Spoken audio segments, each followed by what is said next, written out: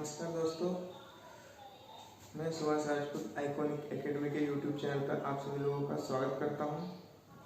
दोस्तों, हमने कल के वीडियो में पिछले वीडियो में सिंधु घाटी सभ्यता के बारे में पढ़ा था। आज हम उसके आगे वैदिक सभ्यता के बारे में पढ़ेंगे। इससे पहले हम देख लेते हैं सिंधु घाटी सभ्यता का जो अंत कैसे हुआ, सिंधु घाटी सभ्यता कैसे समाप्त हुई। इसके 3-4 कारण हैं, जिनमें से प्रमुख कारण मैं आपको बता देता हूँ। सबसे पहला कारण तो है कि वहाँ पे बाढ़ आ गई होगी, जिससे सारी सभ्यता नष्ट हो गई। सिंधु नदी और गंगा नदी में जो बड़ी बड़ी नदियाँ थी, उनमें बाढ़ आने के कारण शायद हो सकता है कि वह सभ्यता समाप्त हो गई होगी। दूसरा कारण है आर्यों का भारत आगमन। ठीक है, दूसरा ये बहुत इंपॉर्टेंट कारण हो सकता है, मतलब बहुत लोग इस जो कारण को बहुत मान्यता है, क्योंकि आर्य जब भारत आए, ठीक है ना, तो इन्होंने क्या किया कि जो सिंधु घाटी सभ्यता के लोगों पर क्या किया, हमला कर दिया। इसके कारण भी ये भी हो सकता है कि सिंधु घाटी सभ्यता का नष्ट का कारण ये हो सकता है आर्य का भारत आगमन। और तीसरा सबसे इम्पोर्टेंट कारण है मानसून परिवर्तन। अब जैसे मान लो, अगर किसी स्थान पर अगर 10 साल कंटिन्यू अगर वर्षा नहीं होती है, मानसून सक्रिय नहीं होता है, या फिर दूसरी मानसून गतिविधि एक्टिविटी नहीं होती है, तो वहाँ पर किसी प्रकार से फसल वगैरह उत्पादन नहीं किया जा सकता। इस कारण वहाँ की जो जमीन होती है वो बंजर हो जाती है और मतलब रहने योग्य नहीं रह पाती। इसलिए ये भी एक बहुत ही महत्वपूर्ण कारण है कि वहाँ का मानसून में कुछ परिवर्तन आया होगा, जिसके कारण जो सिंधु घाटी सभ्यता का अंत होगा। तो सिंधु घाटी सभ्यता के अंत के 3 कारण थे, जो मैंने आपको मुख्य कारण बता दिए हैं। ठीक है, अब बात करते हैं हम वैदिक सभ्यता की। ठीक है ना, वैदिक सभ्यता का जो काल रहा है हमारा 1500 ईसा पूर्व से 600 ईसा पूर्व तक, ये काल हमारा वैदिक सभ्यता का माना जाता है। अब ये ईसा पूर्व क्या है, हम जरा 1 मिनट समझ लेते हैं कि ईसा पूर्व होता क्या है। जैसे आज है 2020, ये साल जो चल रहा है बहुत ही खतरनाक साल है 2020, कोरोना काल का। तो अगर मान लो ये हम सालों की एक रेखा खींच देते हैं, ठीक है ना, 2020, और इसके अगर हम 1000 साल पीछे चले तो यहाँ पर क्या जाएगा हमारा 1020, ठीक है ना। उसके 1020 साल पीछे चलेंगे तो यहाँ पर आ जाएगा 0 वर्ष, मतलब यहाँ पर क्या हुआ था, ईसा मसीह का जन्म हुआ था। यहीं पर से सालों की गिनना प्रारंभ कर दी थी। लेकिन ऐसा तो हो नहीं सकता कि भाई ईसा मसीह के जन्म से पहले कुछ नहीं था। इसके जन्म से पहले भी बहुत सारी चीजें थी जो हम आज देखेंगे, ठीक है ना। इसके अगर हम 2350 वर्ष, ठीक है ना, 2350 वर्ष अगर पीछे चलेंगे तो यहाँ पर हमको एक सभ्यता देखने को मिलेगी जिसका नाम था सिंधु घाटी सभ्यता। और ये सभ्यता थी 2350 से 1750 ईसा पूर्व, ठीक है ना। ये ईसा पूर्व को बोलना नहीं, ठीक है ना। 2350 से 1750 ईसा पूर्व के मध्य में एक सभ्यता आई थी जिसका नाम था सिंधु घाटी सभ्यता। दोस्तों, यहाँ पर से है ना, ये साल रिवर्स होते चलेंगे, क्योंकि यहाँ पर 0 आएगा, उसके बाद में साल बढ़ना प्रारंभ करेंगे। तो ये यहाँ से यहाँ तक जो था वह काल क्या था, सिंधु घाटी सभ्यता का काल था। ये जो पहले का जो समय है इसको हम 2-3 नाम से करते हैं। सबसे पहले तो ईसा पूर्व हिंदी में बोलते हैं इसको, ठीक है। इसके बाद में इसको बोलते हैं बिफोर क्राइस्ट, ठीक है ना। इसको बोलते हैं ईसवी, इसको बोलते हैं ईसा पूर्व, इसको बिफोर क्राइस्ट बोलते हैं, और इसको बोलते हैं एन्ना डोमिनी एडी। लेकिन इसके बाद में और इसका नया नाम प्रचलन में आया है, वो उसका नाम है बिफोर क्राइस्ट एरा, ठीक है ना। और ये जो अब है इसको हम बोलते हैं क्राइस्ट एरा। इतने 3 नाम है इसके, before Christ, anno domini, before Christ era और क्राइस्ट एरा। तो यहाँ 2350 से लेकर 1750 तक का जो समय काल था वह था लगभग 4500 साल पहले, 4 या 5 हजार साल पहले सिंधु घाटी सभ्यता थी। अब यहाँ के बाद में 150 साल जो बीच में थे, ठीक है ना, इसमें क्या हुआ था, इसके पुरातात्विक साक्ष्य हमको नहीं मिल पाए हैं। इसके लिए ये 150 साल का वर्ष है, इसके बारे में कोई भी न लिखित है न ही पुरातात्विक साक्ष्य है। लेकिन यहाँ से जब 1500 ईसा पूर्व से लेकर के 600 ईसा पूर्व के बीच में एक दूसरी सभ्यता बनती थी जिसका नाम था वैदिक सभ्यता। ठीक है ना। आज हम इसी के बारे में क्या करेंगे, चर्चा करेंगे, इसी के बारे में अच्छे से अध्ययन करेंगे। वैदिक सभ्यता करेंगे जो कहाँ से आते हैं, 1500 ईसा पूर्व से 600 ईसा पूर्व के मध्य में ये सभ्यता हुई थी, वैदिक सभ्यता। ठीक है ना। अब हम देखते हैं कि ये जो सिंधु घाटी सभ्यता है और वैदिक सभ्यता में अंतर क्या क्या अंतर है दोनों सभ्यता में। तो सबसे पहला कारण तो ये है कि भाई जो सिंधु घाटी जो सभ्यता थी, सिंधु घाटी जो सभ्यता थी यह है नगरीकरण, नगरी सभ्यता थी, मतलब शहरी, यहाँ पर शहर थे। और ये जो वैदिक सभ्यता थी यह क्या थी, एक प्रकार की ग्रामीण सभ्यता थी। ठीक है ना। पहला अंतर ये हो गया। दूसरा अंतर इनका ये था कि भाई ये जो सभ्यता थी यह मात्र सत्तात्मक सभ्यता थी।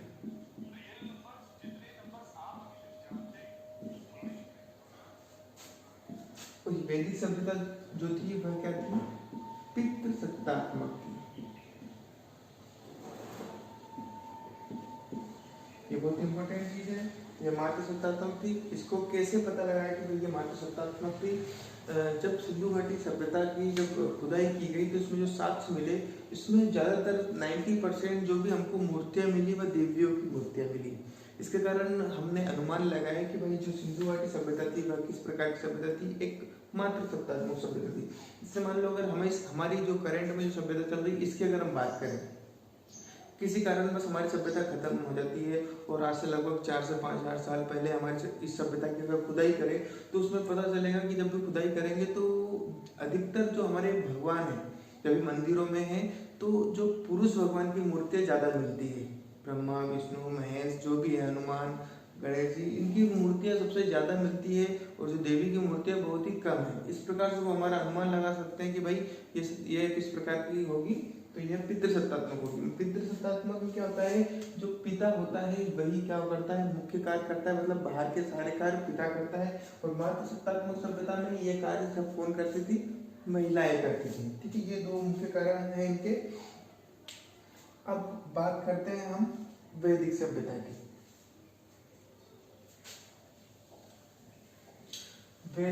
वैदिक शब्द बना है वेद से, जिसका अर्थ होता है ज्ञान। ये क्वेश्चन में आ सकता है कि वैदिक शब्द का क्या अर्थ होता है, तो वेद शब्द का अर्थ होता है ज्ञान। वैदिक सभ्यता में जो निवासी थे, मूलतः जो निवासी थे वह कौन थे, आर्य थे। ठीक है ना। आर्य का मतलब होता है श्रेष्ठ, आर्य पुरुष मतलब श्रेष्ठ पुरुष। ठीक है ना। अब ये इनमें एक चीज महत्वपूर्ण है कि ये आर्य भारत में कहाँ से आए थे। तो अलग अलग विद्वानों ने अलग अलग मत दिया है, किसी ने कुछ बोला है, किसी ने कुछ बोला है। जिनमें सबसे ज्यादा मत जिनको मिला है वह मिला है मैक्स मुलर को।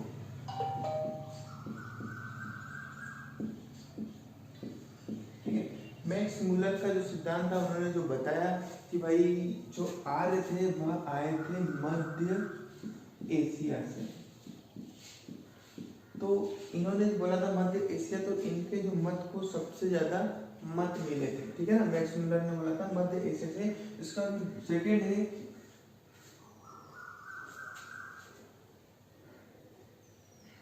सेकंड जो है अपने, उनका नाम है बाल गंगाधर तिलक।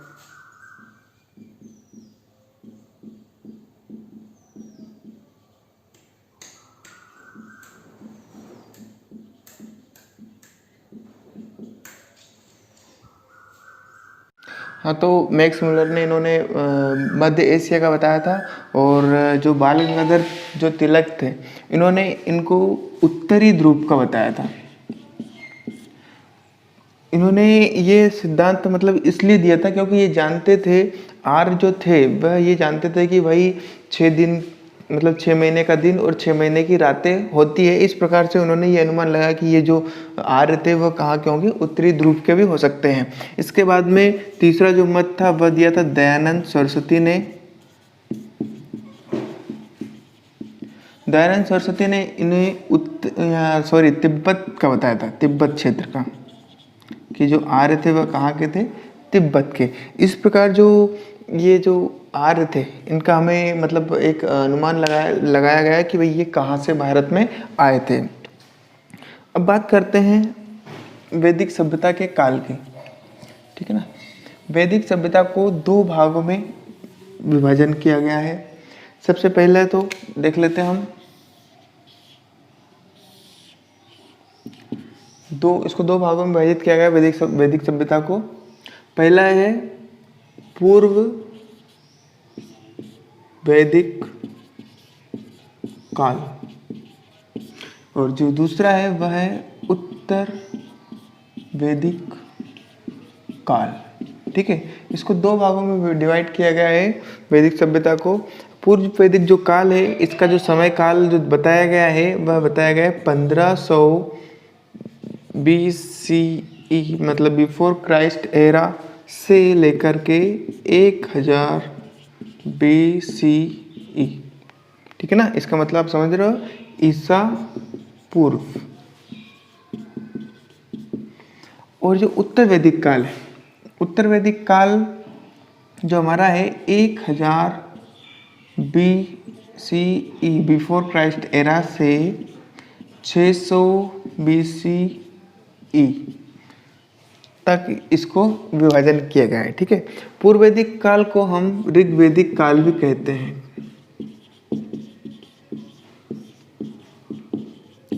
ठीक है।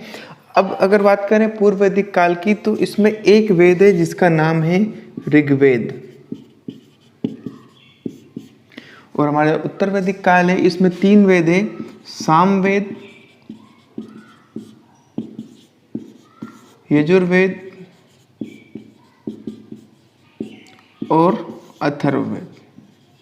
इस प्रकार वेदों की संख्या 3 और 1 4, ठीक है ना। वेदों की संख्या टोटल कितनी हो गई है? 4 हो गई है।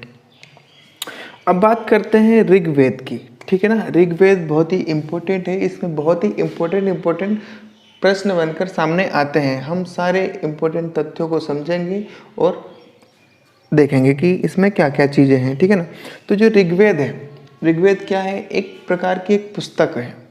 दोस्तों एक चीज़ मैं बताना आपको भूल गया है, वैदिक सभ्यता जो है इसके हमें पुरातात्विक साक्ष्य भी मिले हैं, इसके साथ साथ साहित्यिक साक्ष्य मिले, मतलब जो इनके जो लेख मिले हैं उनको हमने पढ़ लिया है। और सिंधु घाटी सभ्यता में जो भी इनकी जो लिखावट थी उनको हम पढ़ नहीं पाए, इसलिए सिंधु घाटी सभ्यता को आद्य ऐतिहासिक काल में रखा गया है और वैदिक सभ्यता को ऐतिहासिक काल में रखा गया है, क्योंकि यहाँ के जो लेख मिले हम उनको पढ़ पाए हैं। तो इसमें हमको क्या मिला है? ऋग्वेद। ऋग्वेद मतलब एक पुस्तक है, मानो क्या एक पुस्तक ही है, ठीक है ना। इसमें क्या है? एक पुस्तक में 10 अध्याय है, मतलब 10 अध्याय को क्या बोलते हैं? 10 मंडल। 10 मंडल है, समझ लो 10 अध्याय। और उसके बाद में 10 मंडल के बाद में इन मंडलों में है 1028 सूक्त, ठीक है ना। ये इंपॉर्टेंट चीज़ है बहुत ही, इनको आपको ये माइंड में याद होना ही चाहिए। 10 मंडल मतलब 10 अध्याय, इसके बाद में 1028 सूक्त, इसके बाद में 10,600 मंत्र। इतनी सारी चीज़ें क्या है? ऋग्वेद में है ये चीज़ें। अब बात करते हैं ऋग्वेद की। तो ऋग्वेद में जो 10 मंडल है उन 10 मंडलों की हम बात करते हैं। एक चीज़ और है, ये जो ऋग्वेद है ये सबसे प्राचीन वेद है। क्वेश्चन बनता है कि भाई सबसे प्राचीन वेद इनमें से कौन सा है? 3 वेद ये दे देंगे और एक वेद ये दे देंगे।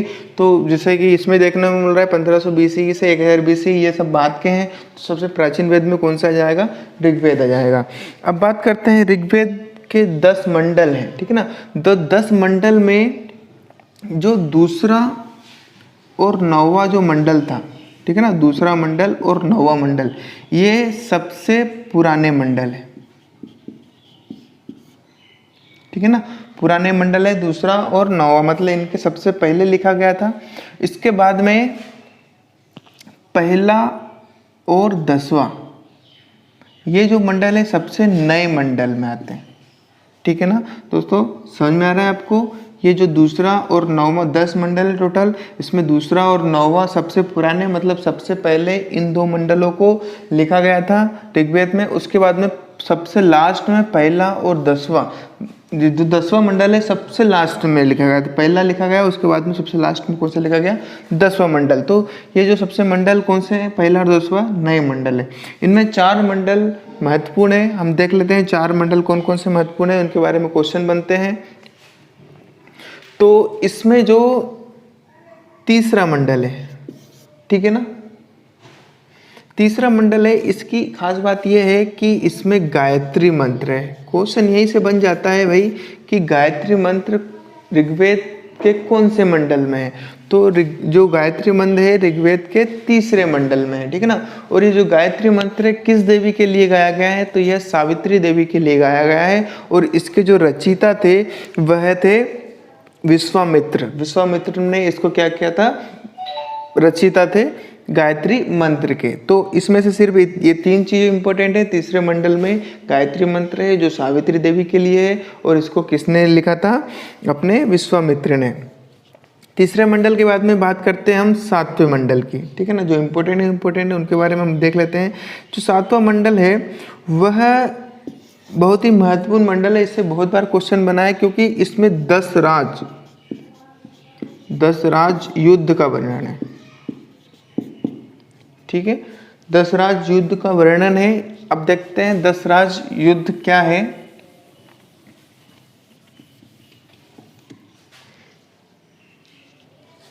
इसमें क्या हुआ था दोस्तों, एक राजा थे जिनका नाम था सुदास, ठीक है ना। इनके साथ आर्य भी शामिल थे और अनार्य भी शामिल थे, और इसके साथ साथ एक दूसरे राजा थे वो अनार्य थे, ठीक है ना। इन दोनों के मध्य में युद्ध हुआ था, ठीक है ना, जिनमें सुदास जो राजा था वह क्या हुआ था, विजय हुआ था। और यह युद्ध कहाँ पर हुआ था, जो आज के समय की जो रावी नदी है, जो उस समय उस नदी को पुरुषणी नदी कहा जाता था, ठीक है। तो ये जो रावी नदी, पुरुषणी नदी के किनारे पर दसराग युद्ध हुआ था, जो सुदास और आर्य और अनार्य के बीच में हुआ था, जिसमें सुदास जो राजा था वह क्या हुआ था, विजय हुआ था। तो इसका वर्णन कौन से मंडल में है, 7वें मंडल में है। इसके बाद में 9वां मंडल।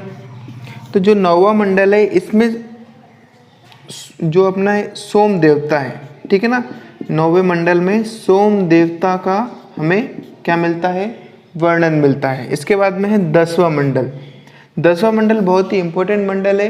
क्यों, क्योंकि इस 10वें मंडल में हमें पुरुष सूक्त मिलता है।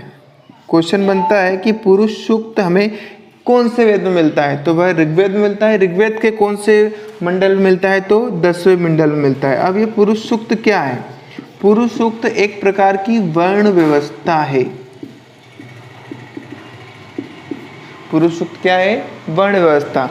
इस पहली बार इसमें पुरुषों को एक वर्ण में सजाया गया था। तो जो सजाया गया था उसमें 4 प्रकार से वर्ण व्यवस्था है। सबसे पहले जो है वह आते हैं ब्राह्मण, ठीक है ना। ब्राह्मण जो आते हैं, इसमें ऐसा कहा गया है कि जो ब्राह्मण थे वह ब्रह्मा जी के मुख से निकले थे, ब्राह्मण, ठीक है ना। तो ये सबसे ऊंचे स्थान था इनका, ये सबसे इनका जो ओहदा था वह सबसे ऊंचा था सभी कास्ट में। और जो दूसरे जो वर्ण व्यवस्था थी उसमें जो दूसरे नंबर पे आते थे वह आते थे क्षत्रिय, ठीक है दोस्तों। ये क्षत्रिय जो है ये ब्रह्मा जी की भुजाओं से निकले थे। इसके बाद में आते हैं वैश्य। वैश्य को कहा जाता है कि ये ब्रह्मा जी की जंघा से निकले हैं। इसके बाद में आते हैं शूद्र, ये निकले हैं पैरों से, ठीक है ना। इस प्रकार से वर्ण व्यवस्था में 4 वर्णों को समाहित किया गया है। जो ब्राह्मण थे इनका कार्य था यज्ञ करना, हवन करना, पूजा पाठ करना। क्षत्रियों का कार्य था कि जो भी बाहरी आक्रमण होता है किसी भी चीज़ से प्रजा की, मतलब कि उनकी क्या करना, सुरक्षा करना, रक्षा करना, सभी को बचाना। जो वैश्य थे यह एक तरह के मतलब व्यापारी, आज के समय में हम व्यापारी कह सकते हैं। तो वैश्य व्यापारी थे जो व्यापार करते थे, और शूद्र जो थे वह इन तीनों की क्या करते थे, सेवा करते थे, इन तीनों के काम करते थे। इस प्रकार से जो पुरुष सूक्त वर्ण व्यवस्था है वह ऋग्वेद के 10वें मंडल में है, और ये 4 उनके वर्ण हैं। ठीक है दोस्तों, अब हम आगे देखते हैं, आगे बढ़ते हैं। इससे पहले मैं आपको बता देता हूँ कि जो ऋग्वेद के संकलन करता है, जिन्होंने ऋग्वेद लिखा है, वह है अपने वेद व्यास।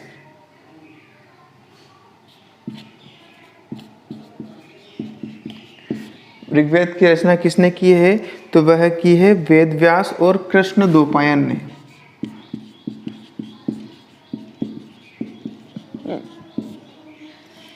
ठीक है, ये हो गए हैं हमारा ऋग्वेद। ठीक है, एक चीज और है ऋग्वेद में, इसका उपवेद। तो ऋग्वेद का जो उपवेद है वह है आयुर्वेद। ऋग्वेद का जो उपवेद है वह क्या है? आयुर्वेद। और सामवेद का जो उपवेद है वह है गंधर्व वेद। इसके बाद में यजुर्वेद का जो उपवेद है वह है धनुर्वेद। ये आपको इम्पोर्टेंट है, ये चीज़ें आपको ध्यान रखनी पड़ेगी, क्योंकि क्वेश्चन बन सकता है कि भाई जो धनुर्वेद है वह किसका उपवेद है, गंधर्ववेद किसका उपवेद है, अथर्ववेद किसका उपवेद, मतलब सॉरी, ये अथर्ववेद का उपवेद जो है वो है शिल्प वेद। ठीक है, ये सभी वेद हो गए और उनके क्या हो गए? उपवेद हो गए। तो क्वेश्चन बन सकता है आयुर्वेद किसका उपवेद है, शिल्पवेद किसका उपवेद है, तो ये सारे क्या हो गए? हमारे उपवेद हो गए। अब बात करते हैं सामवेद की। तो हमारे जो सामवेद है, सामवेद एक, इसमें जितने भी ऋचाएं हैं सभी पद्य के रूप में है। मतलब यह है क्या है? एक प्रकार का संगीत का वेद है।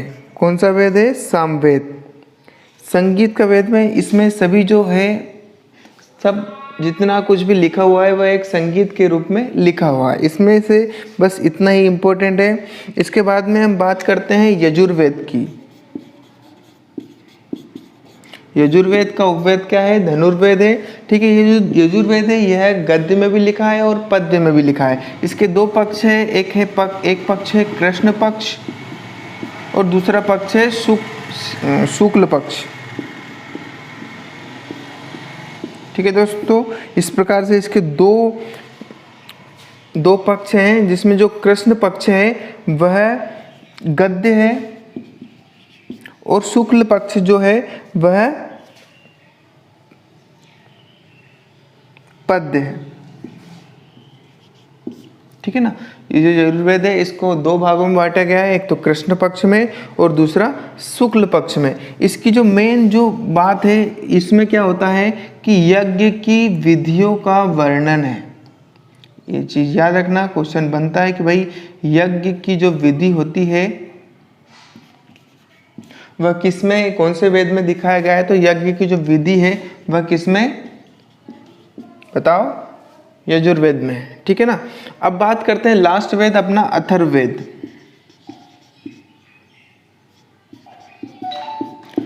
जो अथर्ववेद है, जो अथर्ववेद है इसमें इसका वो है, इसमें जादू टोना संबंधी कार्य है। आजकल हम देखते हैं कुछ जादू होते हैं, टोने होते हैं, वो सारे के सारे का ज्ञान हमें कहाँ से मिलता है? अथर्ववेद से। कोई हमें जादू बताता है तो उसका ज्ञान कहाँ से मिला है? उसको अथर्ववेद से मिला है।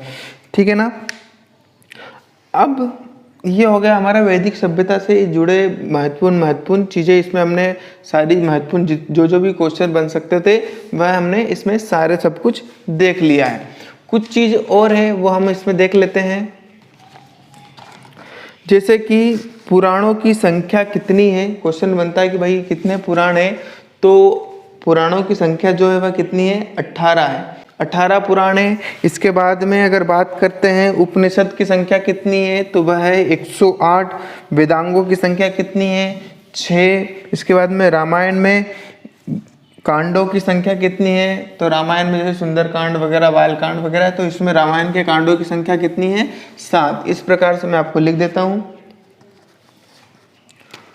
पुराणों की संख्या, पुराण है हमारे 18, उपनिषद जो है वह है 108, इसके बाद में अपना वेदांग जो है, वेदांगों की संख्या जो है वह है 6 और रामायण के जो कांड है वह उनकी संख्या है 7।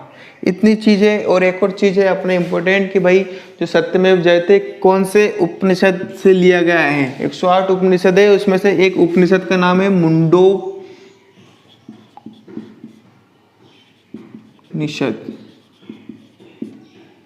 ठीक है ना। तो जो हमारा सत्यमेव जयते है वह मुंडोपनिषद से लिया गया है। ये बहुत ही इम्पोर्टेंट क्वेश्चन है, इससे बनता है बार बार।